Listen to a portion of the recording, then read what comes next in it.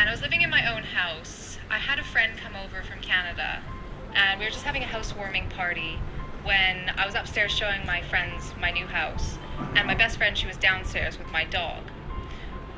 Suddenly I heard a loud bang, and my dog yelped, and I thought she just knocked something over, because she's a bit crazy anyway. When I went downstairs, my best friend looked absolutely shocked. She was so pale and white. I asked her what happened, and she said my dog was walking towards the glass sliding door, and it slammed shut by itself in front of her. And we freaked out. We so freaked out. We left, we shut the doors, we're like, let's go out. We came back later and had forgotten sort of all about it. My friend left, went back to Canada, and I continued living there. Over the next couple of months, some strange things were happening in the house, but I could just give them an excuse, you know. I would come home and something I had left there was now over there. And I just said, okay, well, maybe I forgot. Or I would hear something drop in my room and nothing had moved. After probably about 4 months, I came home one night. I went to my bedroom. I put my dog in her bedroom. I went to my bedroom, started to get ready for bed, and I noticed the light was on outside of my bedroom. So I went outside to turn it off. And when I did, I felt this feeling in my chest. And I'd had this feeling before. Because I was an atheist, I would have said, like, maybe it's a ghost. But I felt this feeling, and I heard a noise that sounded like white noise. And I got really scared because I didn't really know where it was coming from, but I sensed where it was coming from. I could feel like the direction that it was coming from. So I just shut off the light and I shut my bedroom door and I locked it. And when I turned around, something hit my door so hard. The whole door shook and my heart literally fell out of my chest. Like, I was terrified. I've been in situations where I thought I might die before, but I never sought refuge in a god because I didn't believe in any god.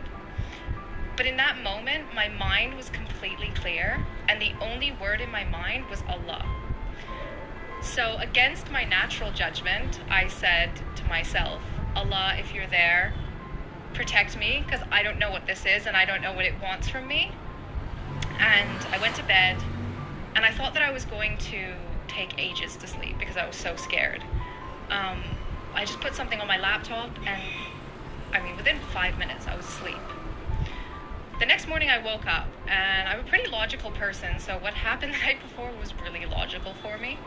And so I sat on the side of my bed, and I kind of thought about the whole situation.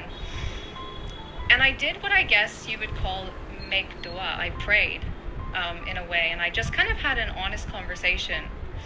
And I said, Allah, I'm 21 years old, been an atheist for my whole life. If you want me to be Muslim, then guide me, because I'll never find my way on my own. And so after that, I really felt this pull to learn about Islam. And so I started asking people, what does Allah teach? Why do you pray? What are you afraid of?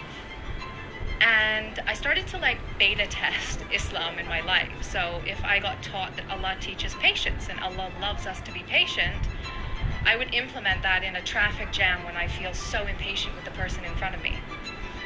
And the situation would get better, or I would at least feel better. And I felt this positive influence happening in my life. So I went to France in April for work, and I actually stopped drinking while I was there. And this was months before I even thought about really converting. And I feel like these were baby steps that Allah was putting in my life to make it not such a big change when I finally decided to make the decision that He knew I would make eventually. So it was coming to Ramadan, and I know all of my Muslim friends back then were very Muslim in Ramadan. Even if they weren't very Muslim the rest of the year, in Ramadan they practiced everything. So I said Ramadan is a good time to see what it's like to really be a Muslim, because my character is if I do something, I do it 100% or I don't do it at all. So I printed out a piece of paper that taught me how to pray. I wore hijab, I fasted every day, I read a chapter of Quran every day. And it must have been about halfway through Ramadan and halfway through the Quran that I realized I didn't want to die tomorrow and not be Muslim.